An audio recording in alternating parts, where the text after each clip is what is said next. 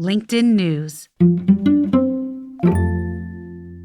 How do you mark the beats of your year? That's author Katherine May. I'm Leah Smart, and this is Everyday Better. Stay tuned to learn more about the beauty and hidden benefits of wintering. Don't forget to hit that follow button to get new episodes of our show every week. And if you like this episode, I have a favor to ask you. Consider leaving us a review so we can keep bringing you more of the conversations you love. If you don't know, here's how to leave a review on Apple or Spotify. On Apple, go to the Everyday Better podcast page, scroll to the bottom, and click the number of stars you want to give. Then right below that, click Write a Review and add your note to us. And if you're a Spotify listener, go to our page, click the 3 dots next to the settings wheel, and select Rate Show. We so appreciate your feedback. Thank you, thank you, thank you, as always.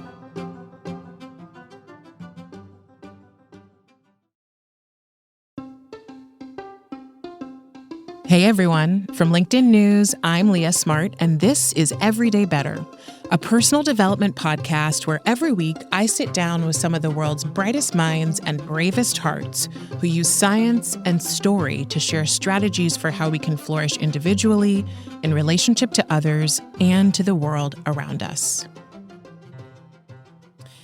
Last weekend marked the winter solstice. Well, that is if, like me, you're in the northern hemisphere. The solstice honors the shortest day of the year, and with it, winter officially began. Each winter, life naturally slows down. It's a time for hunkering down, making fewer plans, cooking soups and stews. But for all its cozy delights, this season, of course, brings challenges. All the darkness and the cold can make life feel a little lackluster, uninspiring, or gloomy. My guest today isn't here to talk to us about how to survive this season by using lamps that make us happy or establishing a good exercise routine. Go listen to my recent episode on circadian rhythms for that conversation. Instead, we're going to talk about navigating the metaphorical seasons of our lives. A few years ago, someone recommended that I read this book called Wintering by Katherine May.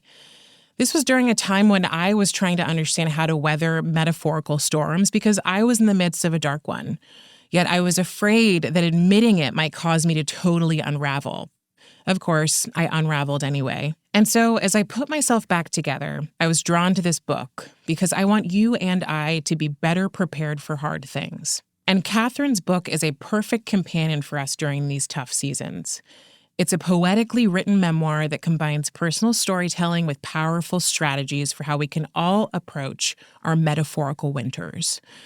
Our conversation was less bone-chilling and more beautiful than I could have imagined, and her book gave me a much-needed reframe on how we learn to winter. Katherine wants us to remember that, as in nature, seasons of rest, reflection, and recalibration are a necessary part of the life cycle. They allow us to heal and grow so that when spring comes, we can bloom again. Here's Katherine. I am very motivated to be a helper. I'm always looking for ways to help. And I do genuinely think that one of the best ways we can help each other is by sharing our honest and sincere experience and really being vulnerable out in the world and bringing our whole self to it and telling the truth about what our life is.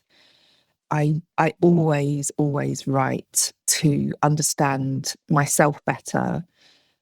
And also I sit down to write when I want to know a topic, because I know that the research I'll do for writing will take me through that process of knowing something deeply and thinking about it and exploring it and turning it over in my hands. What I love about writing is I get to really think it through and revise it and polish it and make sure that it's tested from all sides. I'm in the process of changing my mind all the time, and I love doing that. I find that such an important way to think. Like, I don't want to stay the same all the time. I want to keep moving on because I hear new perspectives. You're talking about the fact that life is uncontrollable and what would happen essentially if we stopped trying to finalize our comfort and security and find radical acceptance in essentially the changing nature of life, which is what brought me to the book Wintering.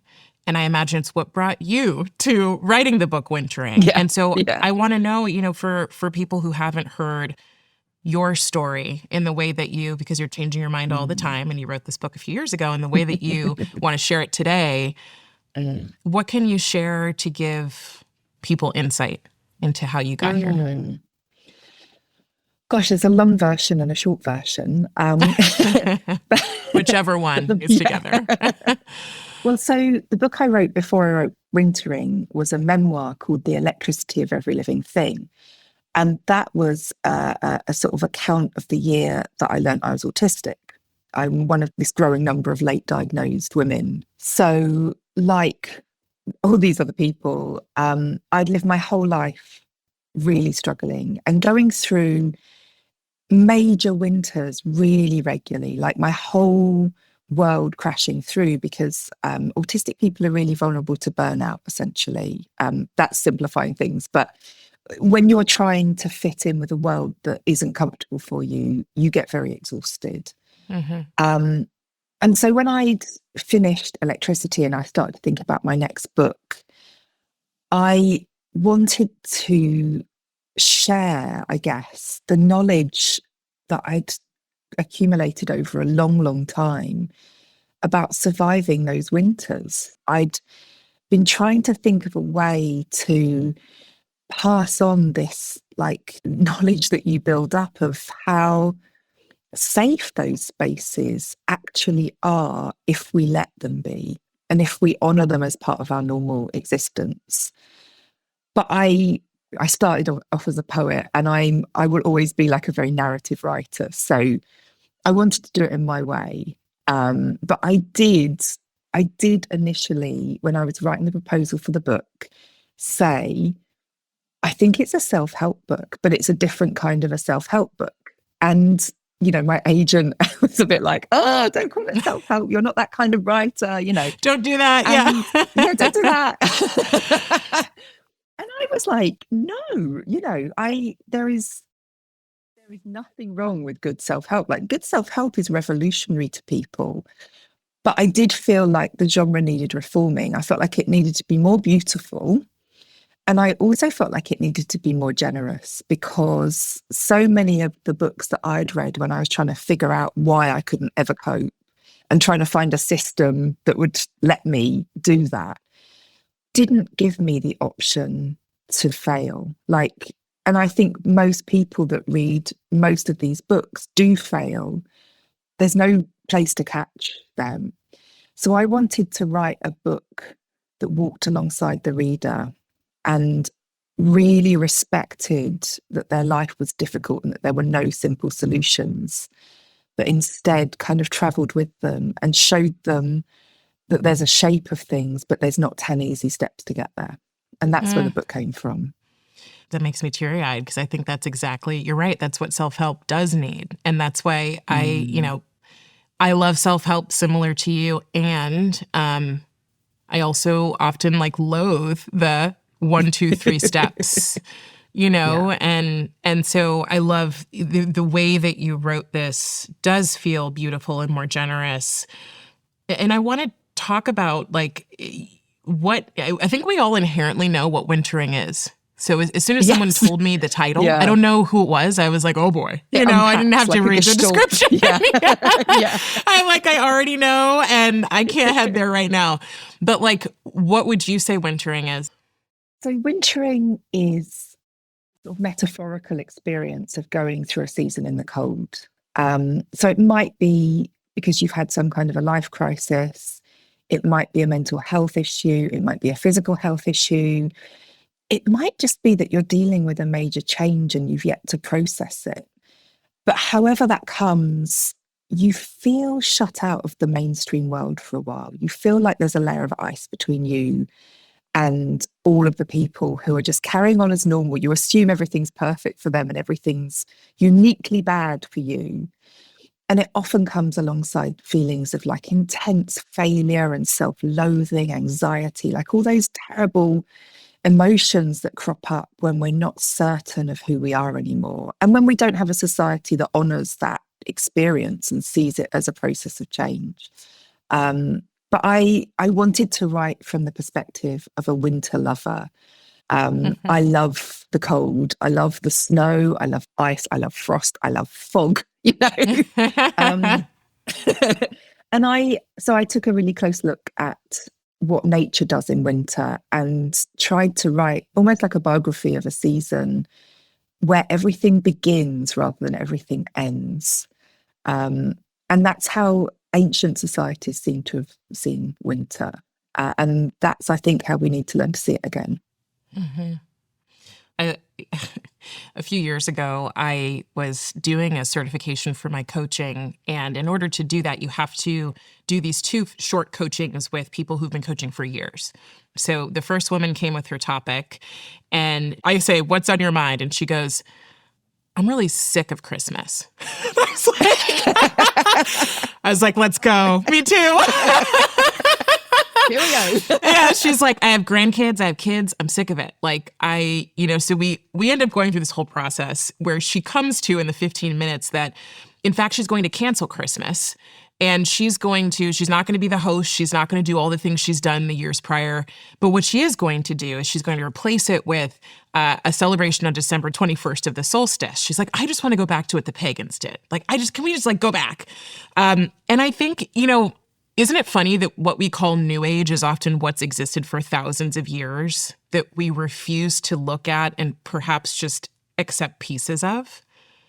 Oh, I really agree. And I think we have this real suspicion of anyone that creates what we see as new rituals, when actually I'm really excited by that. I'm excited by the way that people are remaking their understanding of the world around them and reconnected with the seasons. And for me, that is such a better route through that Christmas period. Not one day that everything's thrown at and everyone feels exhausted and jaded and overwrought, but this process that you work through from the solstice right through to New Year that is kind of slow, actually, and difficult because it's so slow. But that slowness is really, it's a real site of transformation and reflection. And I feel so much more excited by that period now than I did before I wrote the book, because I had to really think about what it meant to me. And I started marking the solstice every year. And that is now without a doubt, the high point of my year. I've been planning it for 2 months already. I looked at the reason that I was connecting those dots is because in the book you talk about the solstice and you go to, it was Stonehenge, right, to do this celebration of the solstice. Yeah. I had always thought of it as the beginning of the end because it's the shortest day of the year. The way that you reframed it for me was actually, it's so everything from here on in is like a rebuilding of life. And it's you see the change over time and it helps you to start marking we're getting closer. Yeah. There's something shifting, but it also forces you to be present in the moment to say, all right, and here's where we are right now. Absolutely. I mean, clocks are in many ways a terrible way to mark time because they impose this regimented system on a world that's moving in very different ways. And yes, time feels like it slows between the solstice and New Year. And that's an incredible moment. We are dealing with rebirth here. And, the Christian story behind Christmas is about rebirth as well. But it's something that we can almost marshal ourselves. We can almost take the rebirth of the year in our own hands and walk through it in that process from the moment that we reach the shortest day until this moment when we celebrate the new again. And one of the sad things for me about New Year is that we've now got to a place where New Year is this time when we're penitent and we're kind of feeling terrible about overeating and drinking too much, and we're supposed to reform ourselves. And that is the worst point of the year that I can possibly think to do that. Right? Spring is not springing dark. At that point. No, it is dark. It is cold. We're dealing with, all those kind of difficult seasonal things. let's just learn to go gently into that new year and to treat it like the baby it is, to treat it like the new being that is happening, and to nurture it with something positive, some positive behaviors, some lovely, luxurious, gorgeous things that we can do to take care of ourselves and to usher ourselves towards the things that we're desiring rather than punishing ourselves for just having had a nice time for a couple of weeks. Like, it's really fine to have a nice time for a couple of weeks. We should Hmm. not be sorry about that.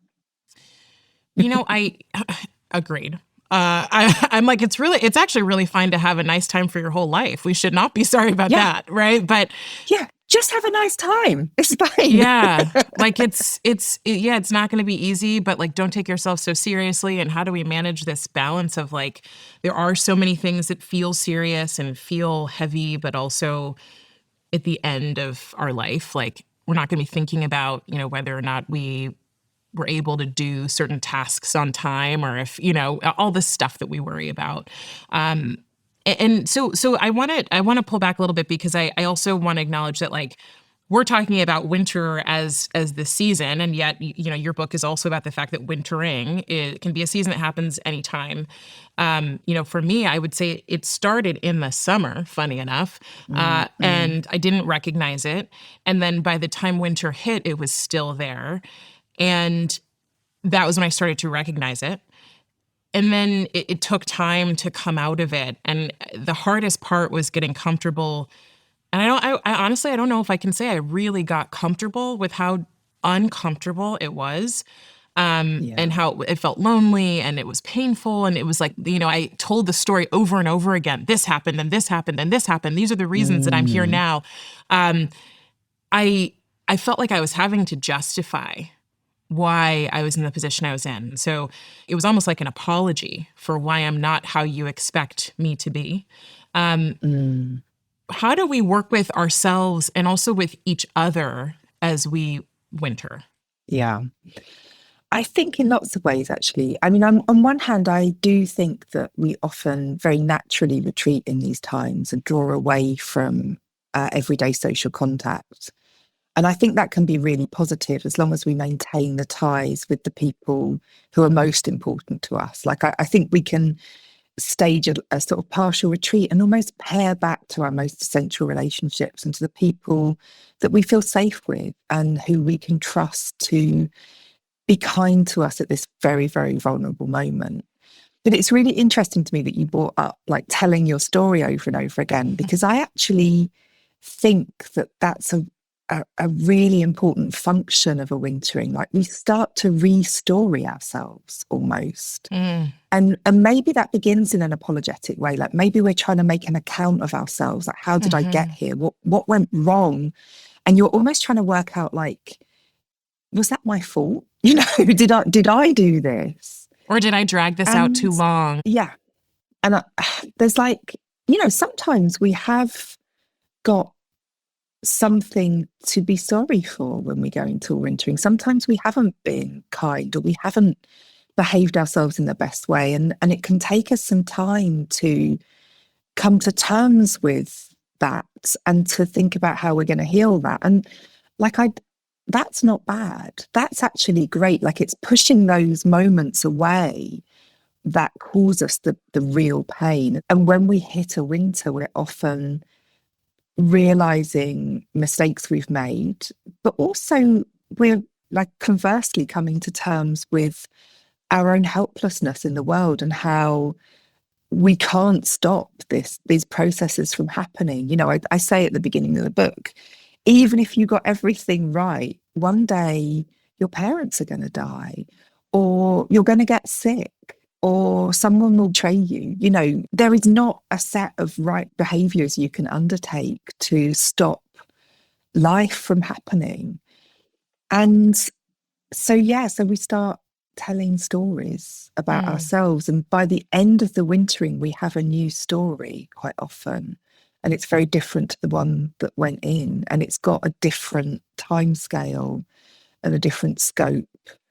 And maybe a narrative arc has closed in our life, and it's the beginning of a new one. I mean, it's interesting because I've worked for years with lots of people who want to write memoir, and they often start to write a memoir from the middle of a crisis. And I'm always like, you got to wait for a while. You don't know what's happening here. You don't know what the story is until you've actually lived through it. You can't rush this. Like, you can't write about it now. It's not time. Write about the last crisis. You've got a story for that. You haven't made sense of this yet. I always say, like, you can't connect the dots until you're out in front of it and you can look back and go, oh, that happened, that happened, that happened, and that happened. And I wouldn't change a thing because it's how I got here.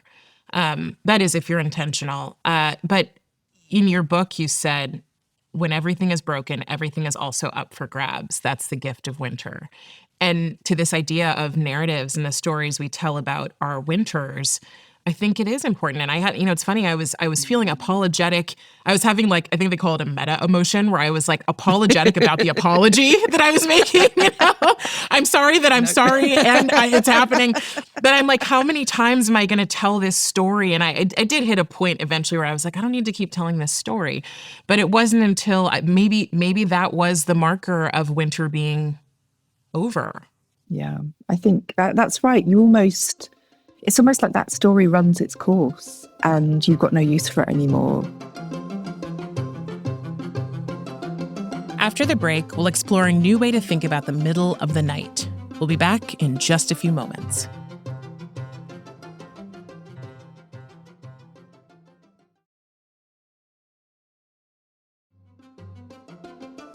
And we're back with Katherine May. I mean, like loads of other people, I'd often thought of myself as an insomniac. I'd go to bed and I'd fall asleep, but then I'd wake up in the night and have like 2 or 3 very restless hours of turning in my bed. And in the course of researching wintering, I came across this idea of the watch, which is a historic idea. I mean, essentially, it seems that if you research people's historic sleep patterns right up until when we had electric light, that it was utterly normal for people in the long winter nights to wake up for quite an extended period in the middle. And when you think about that, I mean, light would have faded at, 4:00 in the afternoon. And there was not a lot they could do except for sleep. And we do seem to naturally sleep for longer in the winter, but we still can't cover that huge span of time before the sun comes up again. Mm. And so there's this period when people would just simply get up. And they saw it as like a distinct space. So this wasn't the time when you did your daily work. It wasn't the time for like household chores. It was a restful space. It was a space where you prayed or meditated. People often had sex at that point in the night because everything was quiet. You'd have conversations with your family or your loved ones. Sometimes even neighbours would visit and people would have a chat. So it was this kind of gentle, sociable, very relaxed space.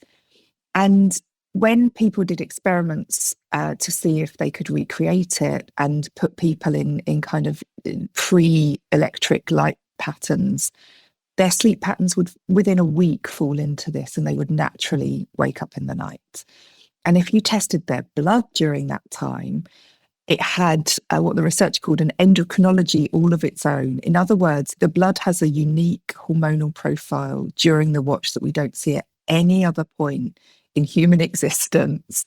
And it's most similar to breastfeeding mothers. Our blood is full of prolactin, whether we're male or female. And that brings about this very kind of contented, dreamy, like happy, quite happy, contented headspace.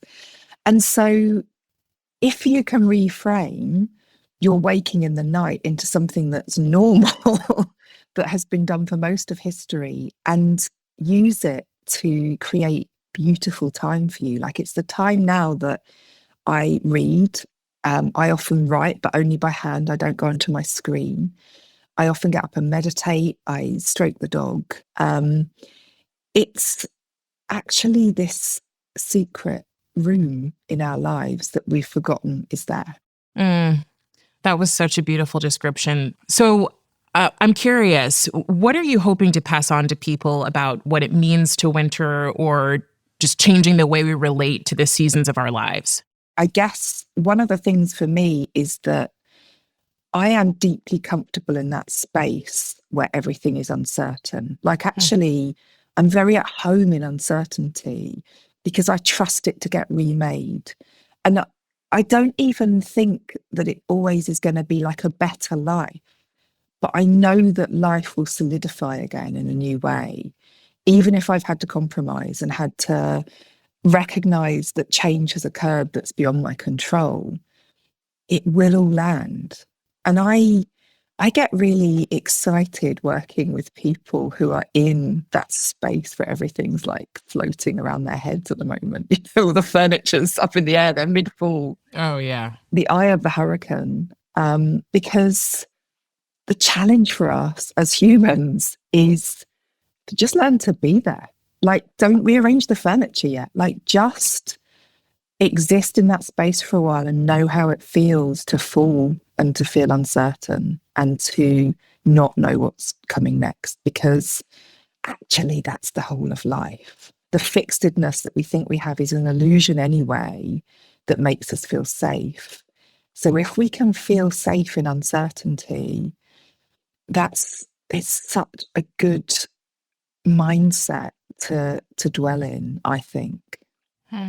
So part of the reason that I started doing the work I'm doing and that I wanted to start this show and having these conversations is we are taught, most of us are taught, that there is this very clear linearity to life. And, you know, in theories in adult development, they talk about the fact that we go along that path and then something happens. And that something knocks us off the path and also knocks us out of like the general population. So we can't relate in the same way to our friends that we could before the thing. There's like the BC and the AD, right? And you're like, oh, yeah. I can't go back. And so from there, we've got to figure out how to rewrite what we want out of our lives. It sort of reminds me of the portion you talk about with your son, where he is having such a tough time in school, and that most parents would say, well, tough it out, you know, deal with it. And they would essentially tell him to stuff down his experiences and continue life. And you instead went with the feeling of, no, you shouldn't have to, in order to reach your potential, you shouldn't also then have to be discontented all the time. It shouldn't have to mean that those two things are at odds. To be happy and to reach your potential are opposites. I wrote a note as I was reading that part, is like, I wonder what would have happened if your son hadn't have had that experience, you know, like, we don't all have that moment that takes us off the linear course. And so I think sometimes what I notice is with those people who are on the linear course and are clinging to that for the goal of certainty, they almost want to pull away from those of us who haven't had that experience. Yeah. Yeah, it's really, I mean, there are some people who get away with it for a very long time, aren't there? That carry on with that kind of upward striding arrow for ages. And I mean, I don't mean this in a horrible way, but it will come to them eventually. But I totally understand how hard it must be to perceive why other people are like stalling and circling back and struggling.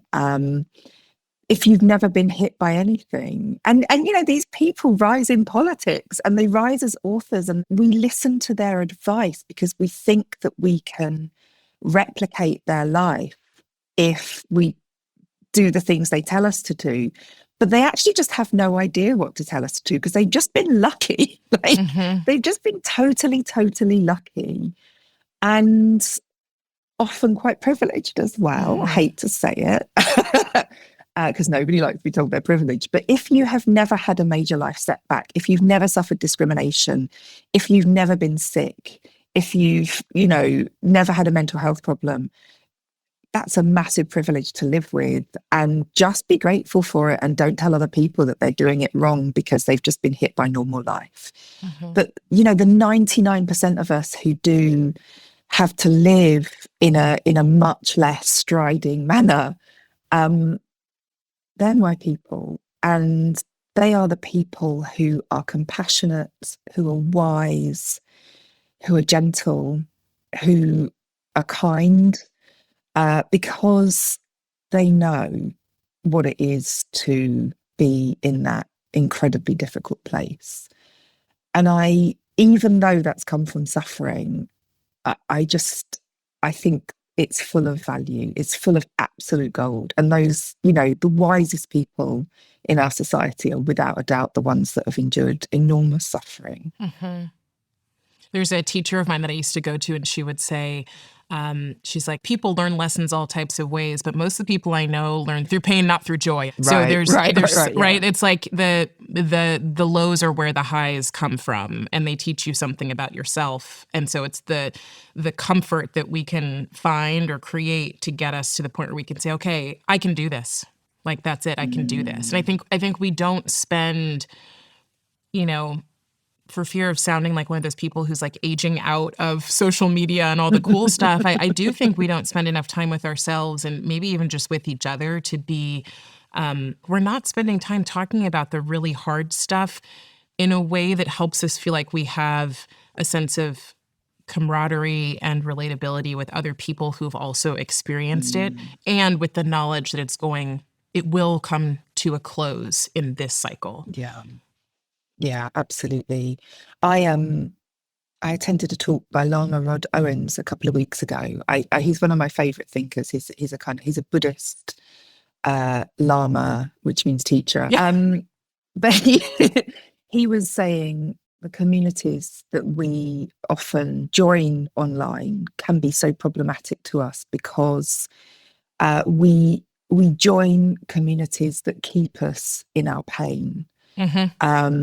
And we can get very mired in that. And the problem with social media specifically with that, I think, is that there will always be the next person that joins that community that can keep us in that space, and leaving it can feel like a betrayal. Whereas when we're in much more heterogeneous groups of people, there will always be someone who can show us the path in both ways. There's someone who can dwell in difficulty with us and someone who can show us the way out. And I do think that what we really need is contact with a broad base of people in our lives. And that helps us to withstand conflict more. It helps us to be more compassionate to different views and life experiences. And it helps us to see multiple routes all the time.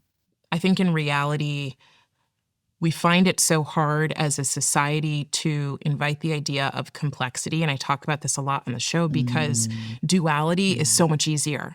Like if you're in or out, if you're good or bad. Yeah, like it's so much easier. If I can label you, then you're done or you're invited in, versus like, no, actually we're all of those things. And if you're not compassionate about your own mistakes and the things that you've done wrong, how can you be compassionate to others? Right. And like vice versa. If you've made mistakes or you've done things that you look back now and say, I wouldn't do that again, you're much more likely to look at someone and say, yes, that's wrong. I hold you accountable. And I know at some point or today, you're going to be apologetic and understanding of why what you did was wrong. Yeah. And we don't make the opportunity to close that cycle. No. For people to apologize or people just to change their minds and for us to hear that. Yeah, again, it's really complex and it should be. And that, again, it's a bit I'm really comfortable in that space of change. I think I'm trying to get more comfortable in deep complexity and not being right, like letting go of being right about anything. Yeah. That's a toughie for me too. So I, if the intention of this conversation is not to put some perfect bow, just like in your book, some perfect bow on wintering and how like it all turns out perfect in the end. Absolutely untrue. But at the same time, I will say, my wintering cycle is over for now. And looking back, I can see how everything that happened had to happen in order for me to be here. And I couldn't be more grateful for where I am today. In the moments, I would have done anything to avoid some of the situations I've been in. And I will also say, like, I'm in a little bit of wintering cycle when it comes to certain close friendships, right? So it's not that like life is all spring or all winter, right? But there are pieces of it everywhere. Yeah, there's little micro winterings going on. Exactly. I've got a tiny winter hat. I have like a snow globe. It's like in the corner. I love that. Everything else is sunny, but there is still a snow globe in the closet. So, so after that, though, and I wonder actually how you'd frame this. Your book that's coming out is called Enchantment: Awakening Wonder in an Anxious Age. What would you say about like the juxtaposition between enchantment and wintering, and what are you seeking to share through that? Yeah. So, I mean, actually, in lots of ways, enchantment still takes us quite deep into that wintering space, because it's really about how we find joy again in a world that seems determined to keep us in a perpetual winter. I mean, I feel like we're in Narnia at the moment, on a grand scale. And we cannot find the closet door. We cannot find that damn closet door. Yeah. Someone has burnt the closet. Like, there's no way back. Oh God, I hope we're going to find it. No, we're kidding. We're kidding. But Yeah. big things keep coming in, and we're distressed, and we've been distressed a long time. And the problem with that is it's given us like brain fog. It's making us anxious. It's making us completely exhausted and burnt out. And we need to find a way to live in this new world order, because a lot has changed, and we've got to find a way through Narnia, which is less pretty than it sounds. And in addition to that, I think we are often talking ourselves out of joy because we think it's not worthy enough. We think that we have to stay serious and heavy all the time. And I want to say that the opposite's true. Like, if we're going to fight these big waves of negative change that are happening, we've got to be modeling a great way to live. Like, it's no good to just say, this is all wrong. We have got to embody what is joyful and wonderful so that people are attracted towards our way of life, and so that we can endure it. And so Enchantment is a book about finding fascination and wonder and intense joy in the minutiae of life, and in the world that's rolling on around us all the time, and in the way that we tell stories around it, and in the way that we understand and engage and connect with it. This feels like a minuscule question in relation to, I'm sure, how much is in the book, but what might be valuable for someone who may never pick up the book to know about enchantment?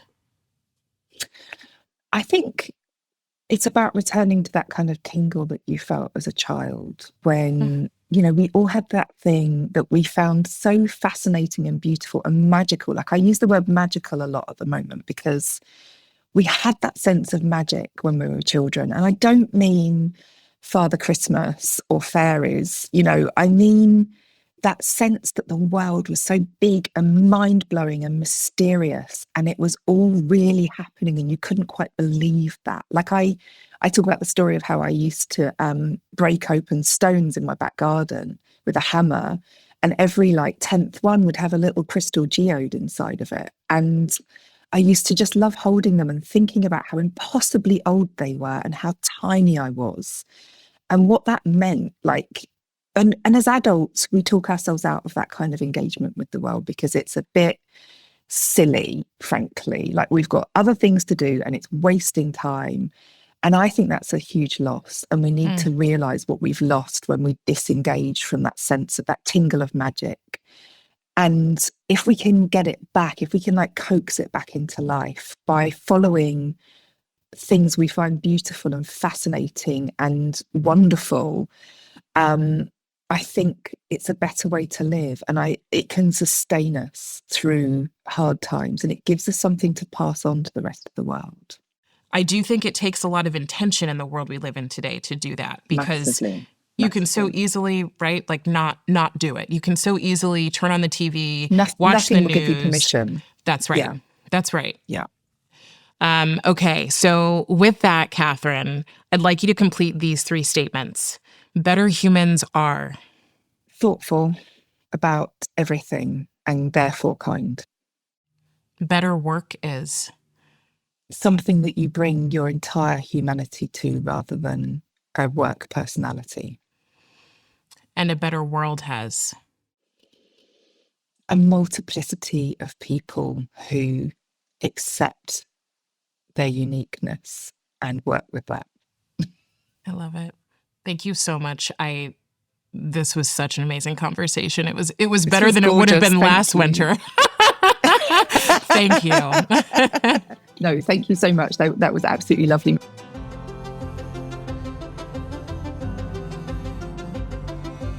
That was Katherine May, author of Wintering, The Power of Rest and Retreat in Difficult Times. If you like this conversation, text it to the first person who comes to mind. You never know how it could help them out. Everyday Better is a production of LinkedIn News. The show is produced by Grace Rubin and Emily Reeves. Asaf Gadron is our sound engineer. He makes sure we sound good in the studio. Tim Boland mixed our show. We get additional support from Alex Kuznetsova and Ali McPherson. Sarah Storm is our senior producer. Enrique Montalvo is our executive producer. Dave Pond is head of production and creative operations. Maya Pope-Chappelle is director of content and audience development. Courtney Coop is head of original programming. Dan Roth is the editor-in-chief of LinkedIn. And I'm Leah Smart. Thanks for coming with me, and I'll see you next week.